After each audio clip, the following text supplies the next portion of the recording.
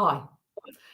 This time we do have Bob Burns with us because, as we all know, I had to waffle for God knows how many minutes last time, but this time Bob's made it without any dramas. We've had a little bit of a hoo-ha getting online, but then Bob and I are both over the age of 30. So, yeah, so I thought I'd introduce Bob. For those of you who don't know them, Bob is famous for his Swan technique.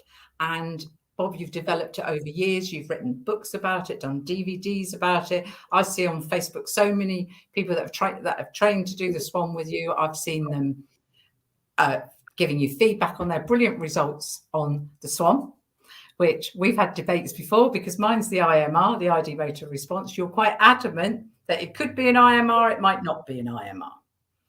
So for the people that don't know, it would be lovely to hear how the Swan came about. Over to you. Absolutely. Okay, Lorraine, and hi folks, whoever you are and wherever you are. We just had a very quick intro, did we not, Lorraine? Because I couldn't get online, but we're here. And just before we started, Lorraine told me what she'd like me to talk about. So that was a great idea. I very quickly scribbled down some notes based on that. I'm a great note taker. So I'll pull that into it. That's actually good because I'll pull some things into that. Because the IMR for me, a little bit, by the way, how long am I on for, Lorraine? Roughly? Oh, absolutely fine. Yeah. You know, we plan to run for about an hour, and if it goes over, people can click off or click on. Okay, great. So a little bit about my background first of all, and that will help, I think. So I hypnotized my first person back in 1973. So it's been a long haul. It's been 50 years last month. So I'm now in the second half century of my hypnosis career. And I'm knackered. I'm absolutely knackered. I used to be a musician, and I hypnotized my first person by accident. The drummer turned around to this manager of this hotel. It was a Queen's Hotel in Aberdeen. And he says, "Don't look into his eyes. He's an hypnotist." And the woman looked into my eyes, and I went, "Sweet." And we caught her head just before it hit the ground. And the question all my life has been, her name was Elizabeth, Liz. And the question all my life has been, who hypnotized Liz? Was it me, the hypnotist? The band were terrified of me, of course, after that, because they never knew I was a hypnotist. And I was terrified of me because I never knew I was a hypnotist. So, hypnotist. Or the other thing was actually the drummer who put forward the suggestion that I was a hypnotist and she shouldn't look into my eyes. But as the years went on, I pulled a third person into that, and that was Liz. Is it possible that Liz hypnotized Liz? And there is no answer to that question, I don't think, because even if we get the answer about Liz, it will change with Tom and Dick and Harry. And I believe that. That's been in my experience. So also my background is in, Lorraine, you'll know that, my background is in, I've got an academic background in psychology and sociology. So I studied the idiomotor responses and pendulums and all that in the early days of my studies of psychology and so on and so forth. So as a hypnotist, I used idiomotor responses a lot in the early days, and I found I used them less and less. I use them a little bit now. It's almost like I use them because it's a small part of the Swan, what I do at the opening of the Swan. So that's why I use them. But I'm not too worried about them either way. I know that some people are, and the whole different strengths of them. I'm looking at just some of the things I scribbled since you told me I'm going to talk about that. So excuse me if I do that right now. I want to look upon it, but I'm assuming that everybody knows what an idiomotor response is. Yeah, the idiomotor responses. We'll go back to the lovely guy who followed Darwin's theory, William James, the father of psychology, as far as America is concerned, late 19th century. So he came up with this wonderful thing called idiomotor theory, which could change the idiomotor phenomenon, which could change the idiomotor response. There's another argument that somebody came up with that 50 years earlier in Central Europe. We just don't have time. Is that okay? I'm not going to go into that. I'm going to give it to William James for this part as far as we go. Having said that, you know the funny thing that happens, Lorraine, we can probably say that right now, I probably know a wee bit more than William James. How about that? And I would say that probably Lorraine Gleason definitely knows more than William James do. talk at that time. All our heroes, we read about them when we were up and coming, and then we spend decades doing this stuff that they never did. They talked about it for a wee while, wrote a bestseller, and that was them out of it. On. But we've been working with thousands upon thousands of clients. And the reason why I'm delighted, Lorraine, talking to you, really delighted, and you'll know what I'm talking about, because a lot of the things I do talks with and people who are running these things and training lots of people, they don't do therapy. And Lorraine, you know exactly what I'm talking about. A lot of the top trainers don't do therapy or haven't done for years. You and I are still full-time therapists. I've got clients. I've got one later on tonight from Paris, and most of my clients are later on tonight from the States or sometimes early morning, Australia, so on and so forth, because we're online now. COVID, what an incredible thing, yeah? Every adversity brings with it the seed of an equivalent yet greater benefit. COVID has been horrendous and wonderful for some of us. Yeah. But back to the idiomotor response thing again. Yeah? So what I'm saying is we know a lot more than most of these people know. The great ones that kicked it all off. It's not their fault. They didn't have anybody else to lean on. They maybe had one or two. We had hundreds. And because we work a lot with it, we know a little bit more about it. But back to the idiomotor response. The idiomotor response as well, in my background, I've done a little bit of magic as well. So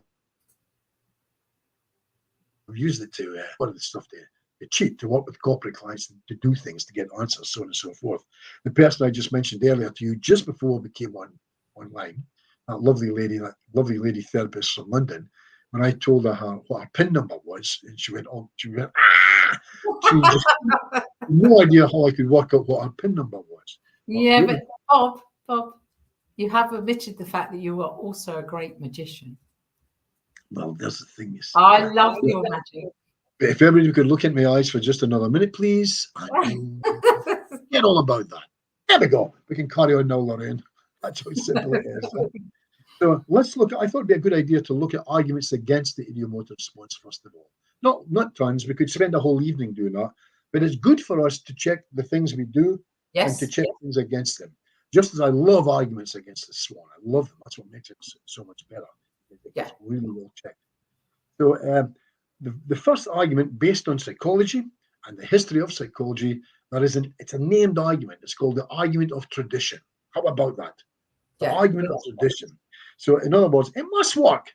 It's been working for centuries, says everybody who has nothing else to back that other than the saying. Yeah. So it's an argument based in tradition. I mean, just because a practice has been used for hundreds of years, it doesn't mean that it's valid. For example, for nearly 2,000 years now, our doctors have been bloodletting. How about that? They've been bloodletting, so believing that balancing non-existent bodily tumors would restore health to sick patients. We stopped that a couple of decades ago. Yeah, we now know that doesn't work. Tell me you started it again. There you go. An interesting one. And we've even said now that when we're looking at things like idiomotor response tests, including, this is going to annoy a lot of pendulum workers, but when it's under controlled conditions, the best results under controlled conditions are the same as chance results. I'm going to step in very quickly there and say I'm very unhappy saying that. That is what they put out there. That is what they say. But I'm very unhappy with that because that's people from Oxford and Cambridge working with 15 people in the room, and that's all the work they ever did. But we've worked, as I said, with hundreds, and they're better than chance results. But that's the word that's out there. The challenge with the pendulum is, of course, that even if successful, the thing is, if you dig deep enough, you're going to find water. That's the problem with the pendulum. The thing is, if you just keep digging deep and deep enough, you're going to find water. So you'll think it was successful when you took these two rods and you twitched them like that. They'll always work. But back to, I mean, it is an argument, isn't it? Somebody would say, you should just, all you want to do is carry a pendulum in life to find out where your purse is or where you left your car keys. And we know that doesn't work.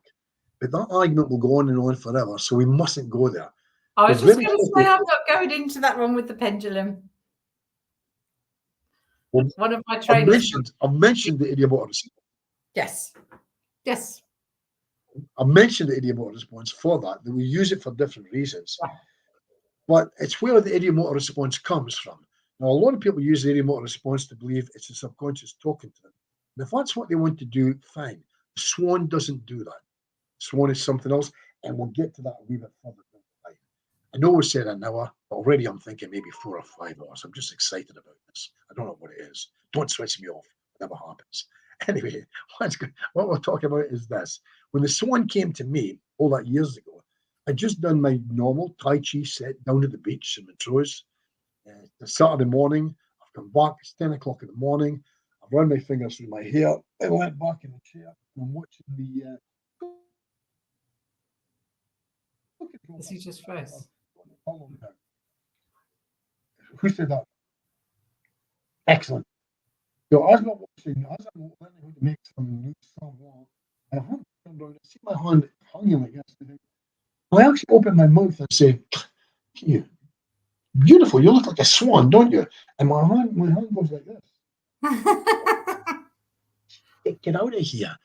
And that's an Ideomotor response right there, but I don't do Ideomotor responses. Some people do, some people don't. I don't. I'm even jealous of people who did. I'm not very good at Ideomotor response. Let's just do that again. My hand did this. Now, I found it a little bit disconcerting. Bob, can I interrupt? When you lean back, we can't hear your Okay, voice. I'm with you. I'm with you. So have your swan like this. I'm with you. So I said, but it got worse because then I said, "Is that all you can do?" And then this happened. The hand turns around and looks at my face. So I'm thinking, what's going on now? So I now get the wave thing. Now, if this was midnight and I was in the house on my own, I think I'm a big, strong man, but I think I'd be scared. I think I'd feel a fear somewhere. So it wasn't fear, but it was a strange feeling. The sun's outside, shining outside. It's 10 o'clock in the morning. I'm not scared. My wife's in the house. She's a monster of a woman. She could handle anything. So I shout and lead to go Ignore forward. him. He's not a monster of a woman. I've met him. I've met Lee, of course. She comes down the stairs, and as you know, Lorraine, Lee's a university lecturer at that time. Yes. Highly intelligent woman. And I said, "What's this? It probably won't happen again, but I'll just do it." The hand did everything I asked it to do. Now, my wife knows I've got a sense of humor, but hopefully, I'm hoping at that time she knows it's better than this. I've got a better sense of humor than that. And she did. She could see that it was real. I tried it with her, and it never worked. Again, she's quite a moody woman anyway. Anyway, we carried on, and Lee came up with the idea: you take it on Monday into the therapy room. You've got about 4 or 5 clients lined up for you. See what happens there. I started getting great results. I started getting superb results. I went online into Facebook, this new thing called Facebook at the time, and I made the mistake of telling the world about it. And I got hammered. I got absolutely hammered by everything that moved.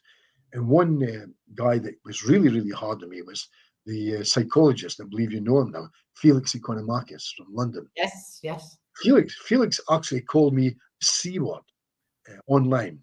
And not that C word. He called me a cock. Yeah. Oh, So, which isn't as bad. Yeah. Yeah. But I thought, monster of a guy this is. And he said, "Why don't you come down here? I'll give you the flight tickets and you can show us all this thing that you're talking about." I said, "Yeah, we'll send the flight tickets." And of course, Felix sent the flight tickets. I was going to say Felix French. It's quite scary. I've got to go now. So when I got down to the room, there were about 30 psychologists stroke doctors in this room in his offices in the west side of London. And I went in and did it. And I'm trying to smile and trying to look. I was really wetting myself. It was just frightening. As it would have happened, the guy that came forward was a wonderful, wonderful subject. And it was just excellent. Then I did it with them, the group. And I would say more than 90% out of the 30, we would have certainly had maybe 28 of them, their hands turning and waving. And they're all thinking, what the hell? The F word is flying all around the room. So one of the guys within the room, a guy called flip? Was the word flip? The F word? It could have been flip. It could have been flip. Flip. But in French, it sounds like fuck. Oh. Exactly. Damn it, Lorraine, you're doing that again. Stop it.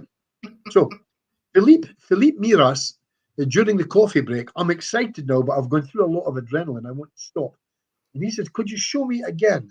And I smiled. They said, "Yes, of course." But really, I want a coffee. But I sat down with him. We did it. And another guy who was there pulls out his phone and films it without any permission, but he films it.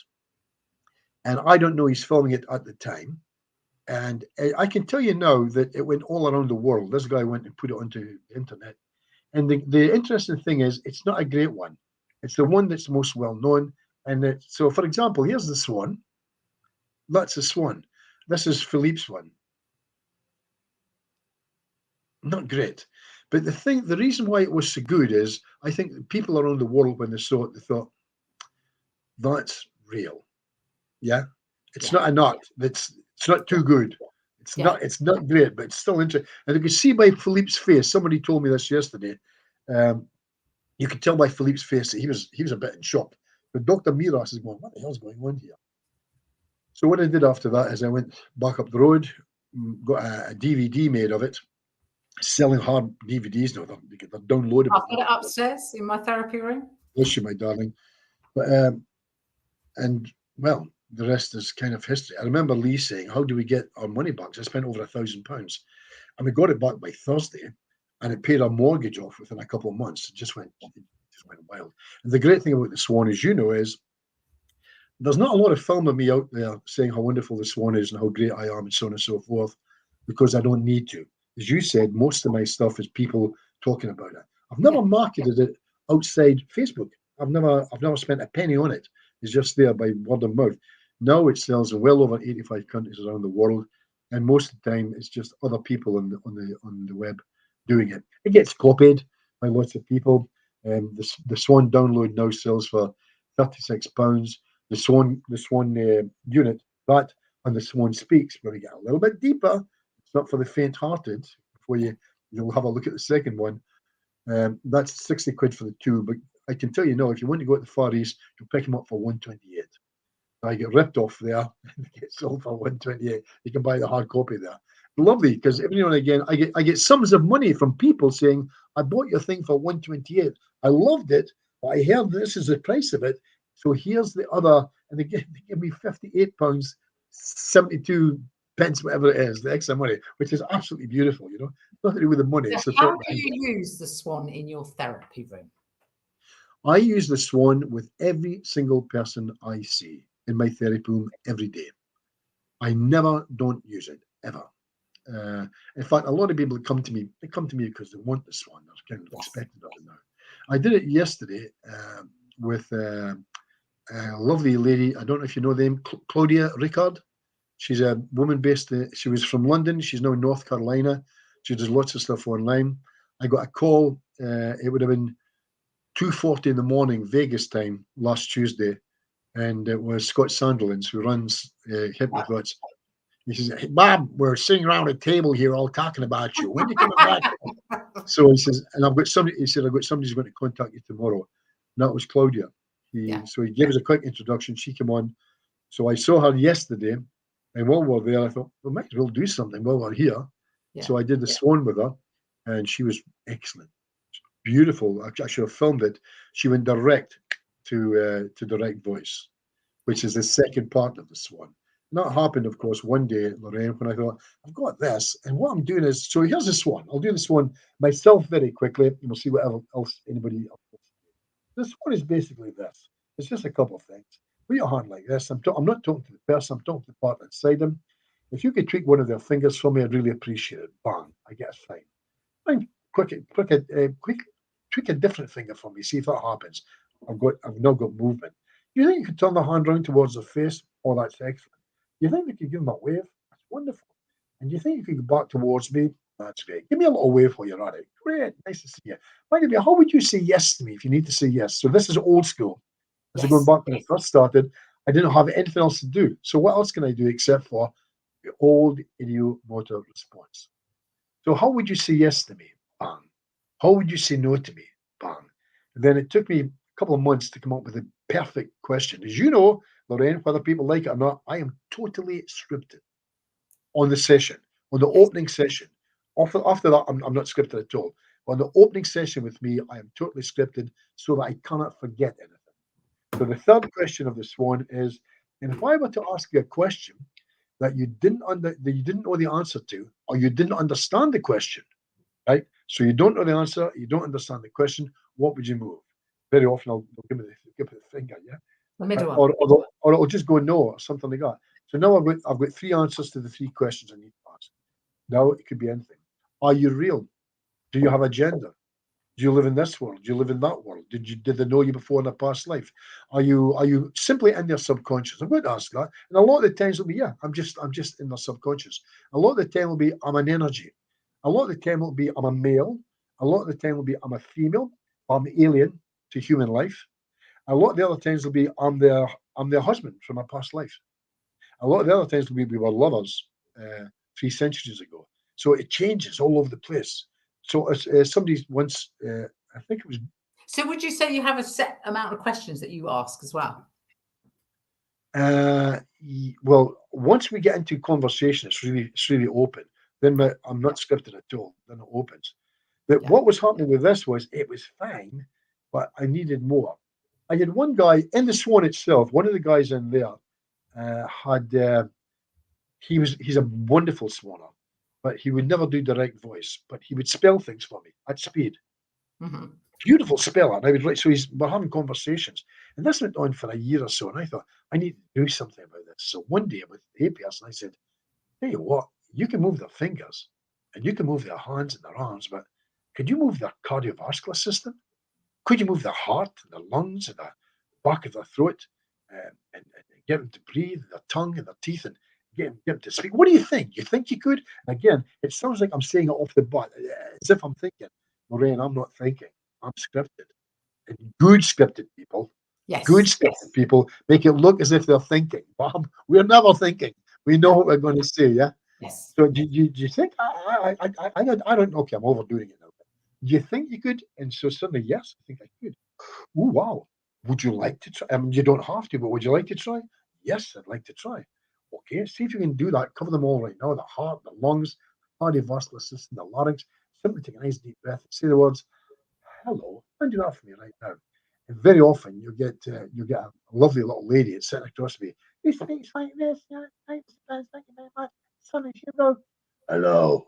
That can be a wee bit strange at different times. So I called it direct voice. I call this direct voice because in old world mediumship, that's what they mean by direct voice. It's the voice of the spirit. So do you feel then that you're pulling the subconscious forward? What do you think because when I use voices when I'm working on parts therapy, not NLP parts therapy, when I use hypnotherapy parts therapy, which to me the two are very, very, very different. I remember having a conversation with Roy and explaining what I see the difference as. So when you're using direct voice, what do you think you're pulling forward? Do you pulling forward the subconscious, or you're pulling forward what you're working with your clients?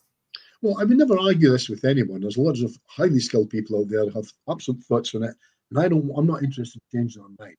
Me personally, I have no interest in the subconscious. Right. The subconscious for me, it's like I've been to the football, and on my way home, I'm going to go up this lane for a pee. That's the subconscious. It's just a place. So when people say the subconscious told me, the subconscious can't tell you anything. It's just a place. I'm interested in parts within. So you feel like you're talking to the part of the client that's either got the conflict or is the part responsible for whatever you're working with. Is that right? That's a perfect explanation of parts therapy. Well done. But no, that would be parts therapy. I am open to that. It might be anything, not a part of the client at all.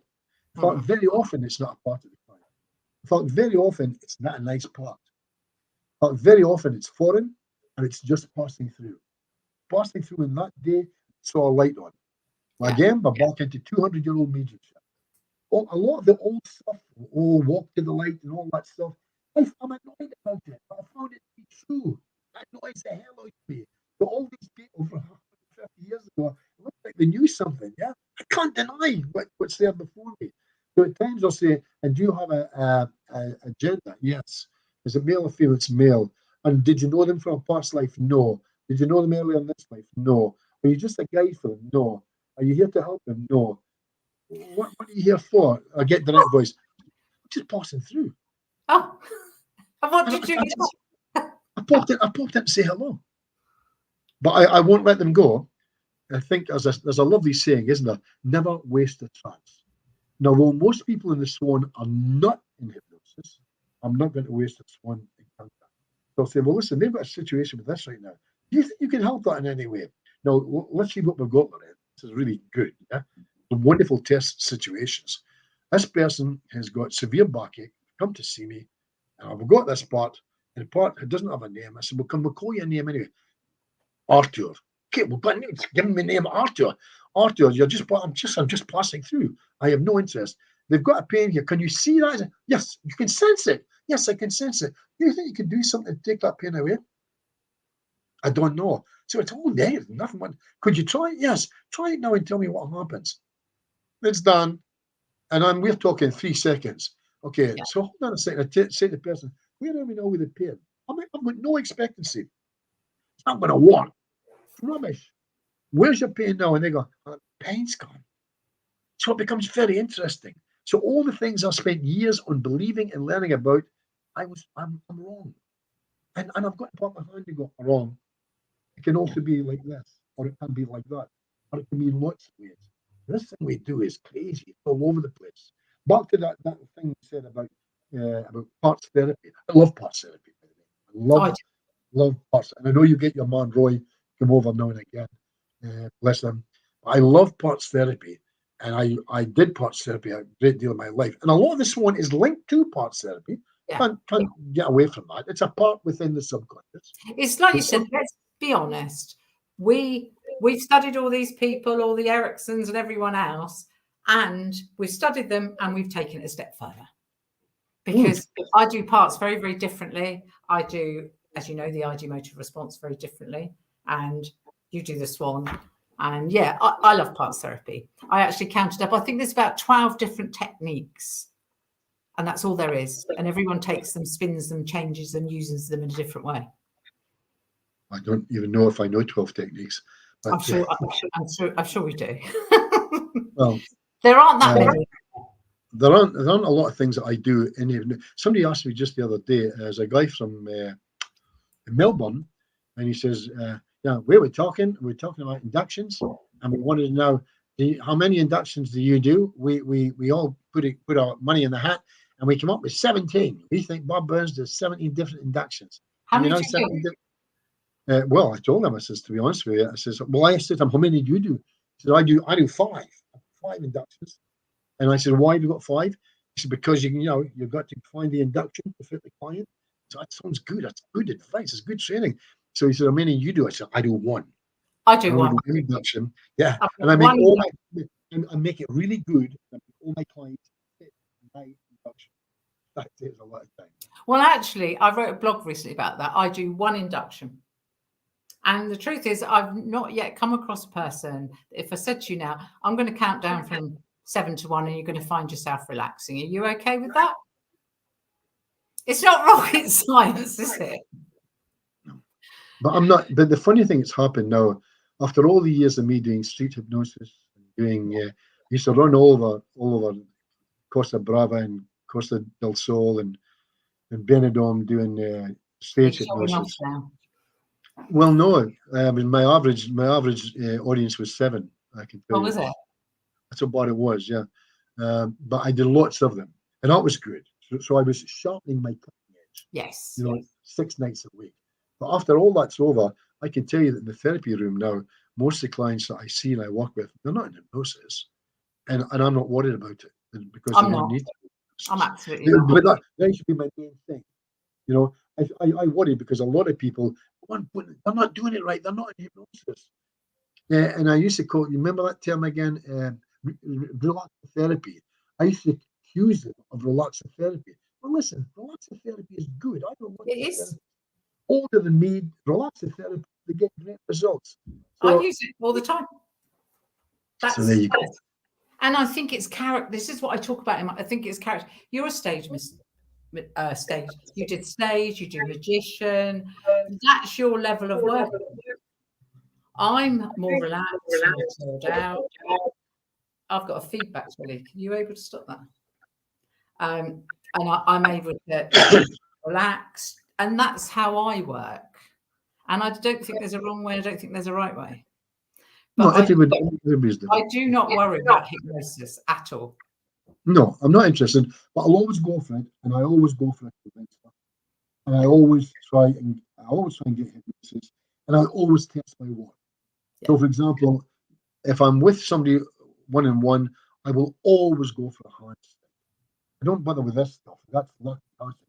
I'll do the fear one way. Take a hand, put it on the table, and it's going to stick in 5 minutes. I do that when I'm playing. But I always do that. No, but I do in the therapy room. What I always do is I always make one arm light and the other one heavy. So I always, and I don't call them tests, I call them assurance procedure. And then if I'm in a really playful mood, particularly when I work with kids, I lock their eyes shut. Well, we're okay, are we? Because this isn't hypnosis. No. And this isn't hypnosis. No. And what you just said there, and this isn't hypnosis, the hand going down. Well, this here, I call this cusping. Yeah. I think of all this is hypnosis either. That's like acid. Yeah. But all of these four things, this hand, so of AB, this part on it, this hand going up, I call that cusping. I have never had somebody with a hand up like that. I haven't hypnotized that. Because that is right. That is right. By the way, and that's if you do it right. And I'm going to quote Anthony Gailey. Anthony Gailey is, I think, one of the finest hypnotists I've ever known. Very truthful man. I asked him what the percentages were for hypnosis. By the way, Lorraine, for anybody watching this, I know you'll meet lots of people say, oh, I hypnotize about 80 and 90% of the people I see. And I thought, I wonder what the stats are. So a couple of years ago, maybe 3-4 years ago, I contacted all the top stage hypnotists I knew. So these are people who hypnotize people at the highest level. Pure somnambulism, that is to snap a finger and you believe your name is Marisha. We've been married for 18 years. We've got 3 kids together. That level of pure, or I'm invisible, pure hypnosis. And they said, they agreed it's roughly 5%. Yeah. Now, by the way, that was my figure, 5%. In other words, I hypnotized 1 out of 20 pure hypnosis. The other 19, I cannot get into that level. But guess what? My hero says to me, well, actually, Bob, it's not quite 5%. He says, well, what do you think it is? He said, you're ready for this? And it's more like 2.6. No, he never even said 2.5. He never even said 2.6. How do you know it's 2.6? You know, really got 6. Yeah. But that's would be Anthony Gailey. But he really does study. He really does study. And he's a great hypnotist. And by the way, that's the one that he favors. Yeah. And again, he doesn't call it cusping. But you're talking about getting people to somnambulism, Esdale, whatever they want to call it. We don't need it. Yeah. No, you don't. Hypnosis is as simply as sitting down, watching the TV and focusing. You're in hypnosis. It's just different levels. Yeah, different levels. So yeah, and that is a debate forever. And to me, it's about focusing your attention. Well, it's good again, and it's their expectancy as well. I spoke to Jonathan Chase today. He's in a bad way. Yeah, I've got to drive down and see him maybe next month. But he told me that based on what I told him about Anthony Gailey, he contacted Anthony Gailey and had a chat together. And he said, now Anthony Gailey is talking about 2.5%, but that's based on him working. No, 2.6%. 2.6, absolutely. 2.6%. But that's working with the top corporate market who are not interested in hypnosis, never came for hypnosis, didn't know he was there. And Jonathan was saying, well, I'm talking about 50, 60% with my lot because they came to be hypnotized. And among them were hundreds of somnambulists who turned up. And I agree with them 100%. I agree with that. Now, as therapists, we don't get that. We get them coming in and going, I won't really believe in hypnosis, sort of thing. But it's going to be a bit harder for us. But here's the best example I could give. Like, if I've got tons. I could probably do several books on examples that would end up being boring because it would become samey. But here's my favorite, and it's about 3 years old. It's a guy called Peter who came to see me because, well, this is a bit. Yeah, I find it quite funny. I was living in Montrose, and he says, I can't drive in the jeweler. And I said, I don't know what you're saying. And what he meant was the locals call the dual carriageway, the jeweler. Right? So he can't drive in the dual carriageway. To which I say, why can't you drive? Well, any dual carriageway or any motorway, I can't drive. Just nervous. I'll cross the car with a minute. I say, how old are you? About 43. No partner. Nobody's interested in him. He stays in this little village. He can't get out unless he takes the bus or the train. So I sit him down. We do this one. I am useless. I can't get anything to move at all. Nothing. Complete failure. But I use all my superior, highly refined skills to hypnotize people. Yeah. Rap. Absolutely worse than this one. Nothing. He's even got invisible chewing gum. He's not fed up. He's looking at me. Is that it? He says. So I said, I need you to close your eyes. And that way I'm going to talk to you apart within you. It's within your subconscious. And got to see if we can do a deal. Is that okay? Long story short, we just don't have time for it now. He closes his eyes. I do the thing. Now, Peter comes back next week. We've agreed he's going to come back on the Monday. But I forgot all about it. I'll just see who's coming in the door. Now, Lorraine, as you know, I used to take people into my place. They travel from all over the world, spend a couple of days with me, because I only train people in my therapy room. So I've got a guy that comes all the way from Belgium. He spent a fair bit of money. He's given me a lot of money like this. Got this skilled, wonderful stuff. How wonderful is this going to be? When the door opens, Peter walks in, and I think, oh, shit, this isn't going to go too well. So Peter sits down, and I open up by asking the question, now, how's it been since I saw you last? And he says, exactly the same. Yeah. And I can almost hear this guy from Belgium. I can hear his heart going, wah, wah, wah, wah, wah. Yeah. Giving this guy all this money, he's useless. So and I go, what did you do over the weekend? And I put my middle finger into my glass, put it back, put my fingers so my gorgeous over here. I make it look as if I'm writing notes, but I'm just thinking, what the hell happens next? So he tells me that he went to Dundee to see a show, and he tells me all about the show. And then I said to him, how did you get to Dundee? He said, well, I drove. I said, okay. And how did you get back? He said, well, I drove back. I said, it's okay. It's just that according to your notes, you can't drive in the dual carriageway. And he stared at me for ages, and he said, I went to Perth on Sunday. Sorry, Bob, I didn't hear you went where? He said, I went to Perth on Sunday. I said, would that be twice as far? He said, about twice as far, yeah. He says, wow. So do you think you're fixed? And he says, I must be. Well, the next month he's in Paris, and the month after that he's in Barcelona. So here we go, Lorraine. I can't do this for that guy. I can't hypnotize that guy. I can sit him down and get to shut up. I talk to the partner inside him when I say, hey, the dual carriageway in the north, dual carriageway in the south. You can't get out to do anything, and neither can you. You're trapped inside him. What I'm saying to you is, why not have a goal? I know what you've done. You've told him what something happened years ago. You gave him the idea that, oh, be careful. He's overheard it. Be careful. He's terrified not to do anything. If you can do something to change that, but take care of him, this man will show you Europe. What do you think? You want to see Europe? I'm looking for my Ideomotor. Nothing. But guess what? The part inside him went, okay, maybe. Peter's all over the place now. He's driving long distances. He's in a wonderful relationship. Everything's fine. But I could not hypnotize him, and I couldn't do the Swan. Swan was rubbish. Couldn't work at all. There you go. No hypnosis. That's a story I don't want to hear. If I'm a hypnotist, I don't want to hear that story. I've just spent $3,000 to go on a freaking hypnosis course. I don't want to hear this. That, in the real world is how this stuff can sometimes work. Yeah? Sometimes. And there it is. So you, from your perspective, you think hypnosis is somnambulous, Estelle? You think that is what hypnosis is? No, I don't have a clue what hypnosis is. For years, I've been watching people say, definition of hypnosis, please. And they've all got it. They've had it written down. They've had it. Yeah. You see, to me, when I work with my clients, I do an induction. The reason I do inductions is I like them to relax. And it's an expectation. It's setting them up for change, to relax. Now, I call that hypnosis, but I give example. To me, hypnosis is when you're focused inside your head. So you've got outside, you've got the chair that you're sitting on, the bottle of beer that you're drinking from, and you can hear music. But inside, zero. Bob, what has it done to you moving down south? I stopped drinking 18 months ago. Really? Yeah. I get arrhythmia, and I stopped drinking, and my arrhythmia got fixed within a week. Really? My heart started beating again. It's And annoying as hell. how do you feel in yourself?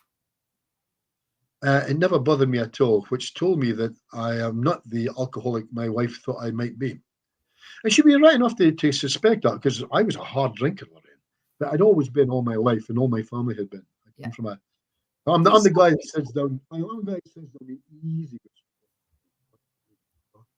So, but no, it's never bothered me. Well, I'm the same.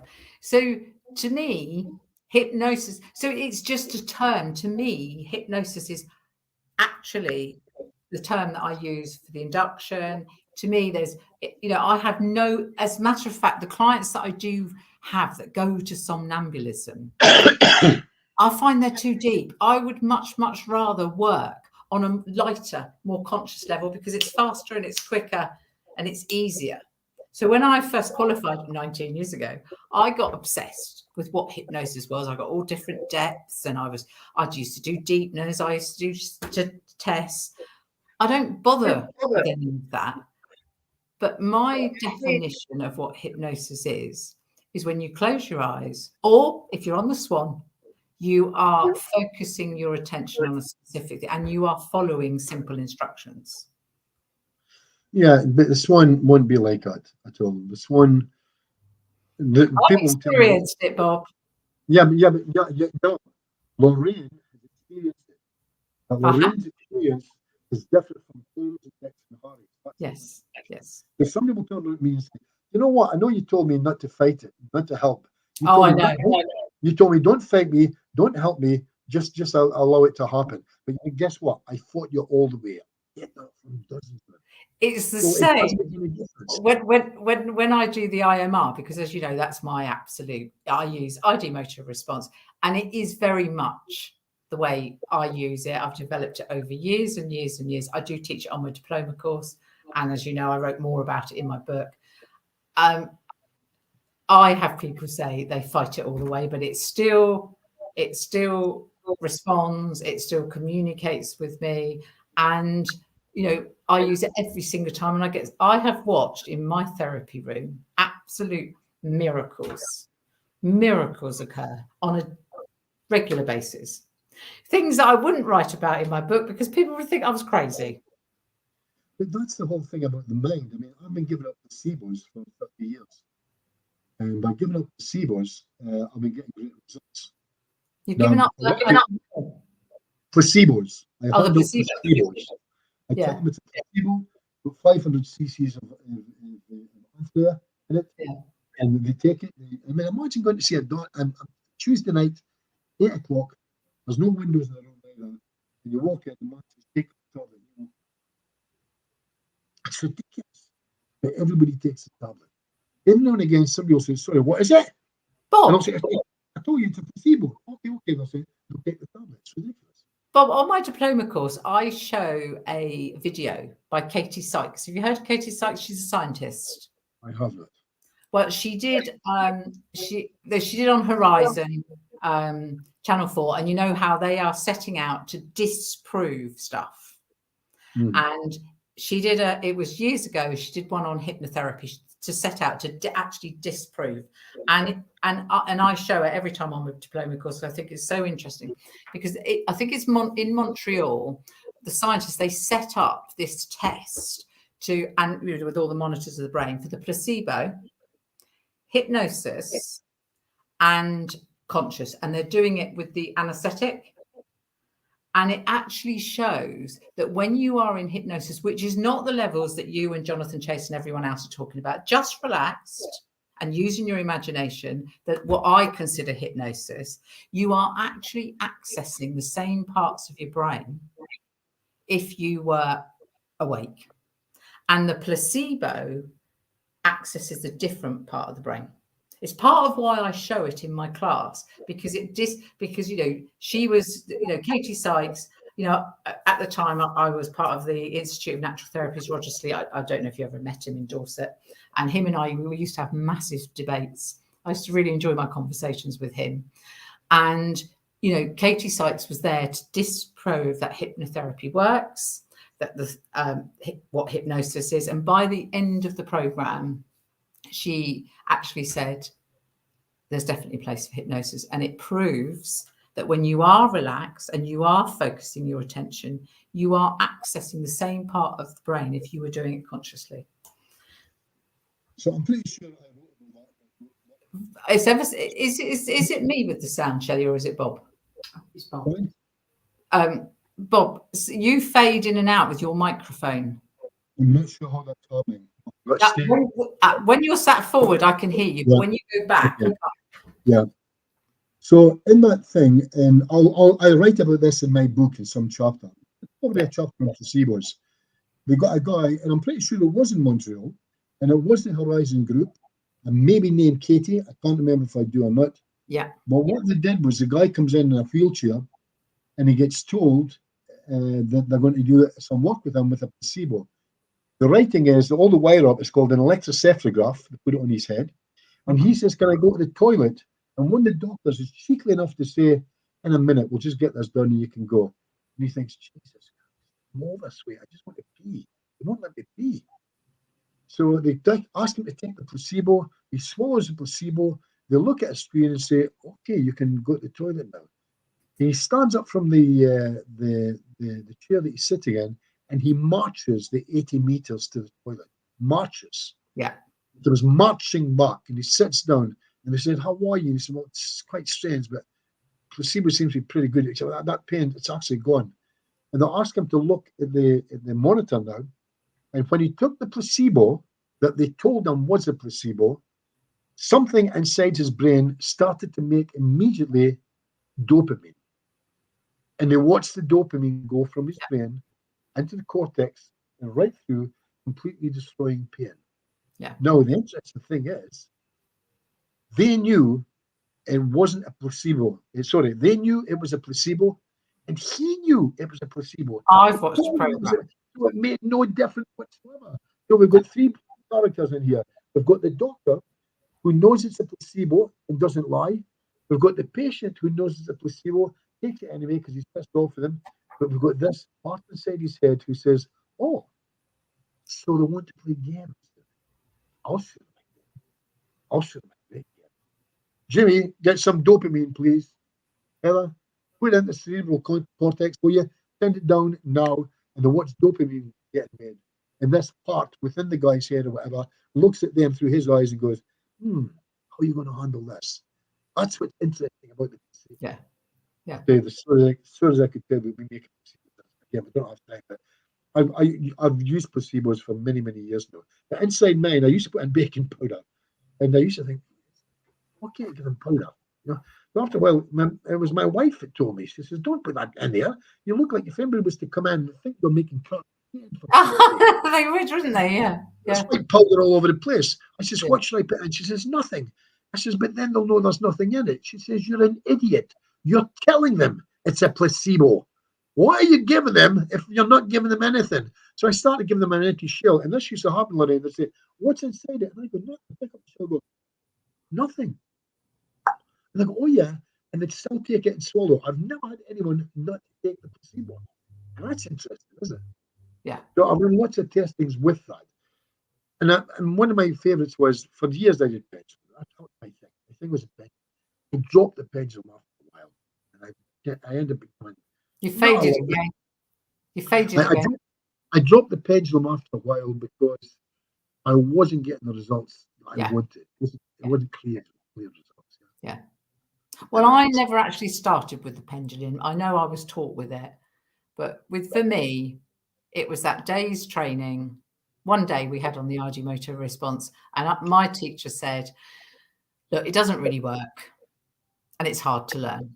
Well, that's me. I'm off investigating. I'm trying it. I'm changing it. I'm doing it, and just like you with the Swan, every single client, every single time, I use the Ideomotor response in the way that I learned how to do it, not how other schools.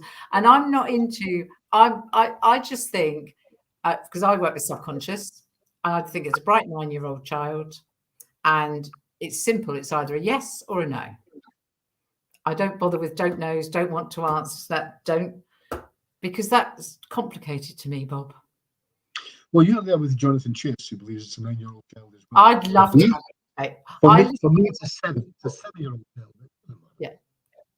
I'd love to have a chat with Jonathan because I listened to, well, I'd love them. You know, the stories where, you know, I know you've read some of the stories in which I haven't published yet, but we're planning to have it out in the middle of September, aren't we? Good. There was stories in there, and there's other stories in my other book. And I remember I gave a talk at the UK Hypnosis Conference a few years ago. A little bit controversial because they're all into this clinical stuff and let's all be exactly the same and not go off scripts or anything else. And I'm a great one with regression. Well, that's a no for them. Yeah. With the lad who sorry, Shelley's going to draw the curtains because the sun is shining in through my window. Yeah. I'm squinting and I don't really want to put my sunglasses on. Well, the problem with the UK convention is they've got too many scientists in there now, don't understand hypnosis. They call it an evidence-based convention. Yes. Evidence-based. It's anything but evidence-based. Now, I realize that this is being filmed, and this film is going to go out there. I'm delighted. Now, this is what happens with evidence-based. We get Thornton and Compton from Oxford, and they'll come along and they'll tell you they'll run these tests. And they ran these tests with 7 people in a room in June of 2019. I know. And they're up against you, Lorraine, and you have worked with 1,000 clients. But your 1,000 is not as good as their 7. I'll tell you why, Lorraine. You idiot. Because you do not have a PhD and you don't come from Oxford. So your part is made up. It's a made up story. It has no basis on it. There's no evidence base in anything you say. That's how they like to run it. And I've chosen my words very carefully. In other words, they use that word to call you a liar. You ready? Here it comes. All anecdotal. And an anecdote is a story. But there's 7 people pulled into that room 4 years ago, and this happened. That's evidence-based work. Yeah, I am aware of that. I am totally aware of that. And, you know, I love the saying, and it is I read in one of Roy's books, and it's one that's always stuck with me. We're artists. We create. We do our best work when we are being creative. And that I love because I think that's what we do. We create, we go with what we feel, you know, stuff that comes into your head. And you've got the client's terminology. You know, the word confidence to one person and another person means an entirely different thing. So if you're doing evidence-based, you've got to repeat with every person the same procedure. It's not going to have the same effect. I know. And that's just something about it. I want to agree with a lot of what they do. I want it to be right, but it's not right. I think both sides are too strongly. The thinking is too strong in one thing. For example, I believe we are artists. I believe there's a lot. You believe we are? I'm sorry. We are artists. I believe in that. Yeah. I also believe in testing my work. I will always test my work. Yeah. I mean, right now, for example, if you look at neurolinguistic programming, there is no failure. There's only feedback. That's what they've been saying for years. There's no failure, there's only feedback. Yeah. Well, that's not completely true. No, I've had tons and tons of I've failed several hundred times. I've had no feedback whatsoever. None. It's like being scared to lose. I failed. Why would you do that? It's more than failure. It's not a dictionary. It means it didn't work. You did your best, it didn't work, and you got no feedback whatsoever. But don't worry. You might later on, if you fail enough times, the feedback will then come. But you've got to allow yourself to do that. Well, I mean, I'm really having trouble. Is it? I think it might be connections. Shelley's saying it's the connection because I'm having real trouble hearing you. Yeah. Are you having trouble? I don't know where I am. I don't know about the connection in this quality. No. Are you having trouble? Are you having troubles hearing me? No, you're fine. That's because I shout. Yeah, you're very shouty. I'm very shouty, very, very authoritarian. Yes, I actually, we've run the hour. Have you got any? I've heard you promoting your direct speak. I've been reading that on Facebook. Where can people buy it if they're interested in the? Well, my website is bobburnshypnotherapy.com. bobburnshypnotherapy.com. Shelley will put all of this on the links, and this video will be available for everyone to have a look at. And Bob, thank you so much for coming on and joining us. Yes, very interesting. I've always found you interesting. And, hopefully, because now we're about 45 minutes from each other, perhaps we've got a question here from Jessica. Oh, I think Bob can answer this one. If you sit close to your microphone, because it's great fun with children, the Swan, isn't it? Well, yes, there's a story. I have 16 grandchildren. 2 of them I like. But the answer is yes. It's very good with children. Children love Swan. And again, so sometimes with a boy, the Swan will be a soldier. Yeah, or maybe a nurse or an angel. So it's up to you. You use your imagination there. Well, what I got from that, Jessica, I don't know if you've got the connection badly, is Bob's got 600 grandchildren.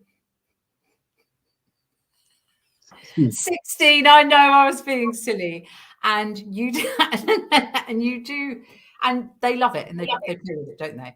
I'm assuming, Jessica, you are interested in working with children. I use the IMR a lot. The kids love the Ideomotor response. I was working with a 12-year-old boy yesterday, funny enough, talking about Felix, with this young lad with food.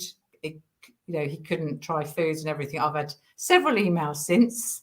His mum's told me at the moment he's tried omelettes and he's getting all excited about trying different foods. And I'm sure Bob was saying that actually the Swan is fast. The thing with children, they're so creative and they love play. Did I interpret what you said? Perfect. Except he has only got 16 grandchildren at the moment, not 600. Yes. So I think that's it for the questions at the moment, isn't it? So we'll put all the links up and everything. And Bob, thank you so much for joining us today. And we'll meet you real soon. We'll have a drink together. Okay. Definitely. And it would be lovely. I've got a few holidays coming up, I'm pleased to say. But in between all of that, I would love to meet up again. And maybe at some point we'll put another workshop on together. And we'll get you to come through. We move into our new place on the 24th of this month. So we'll get you to come here and have a visit. That would be wonderful. And thank you, Shelley, for getting involved. Next to me. Yeah. Oh, good old Shelley, my little PA in the background of everything. And we'll catch up soon. Bye.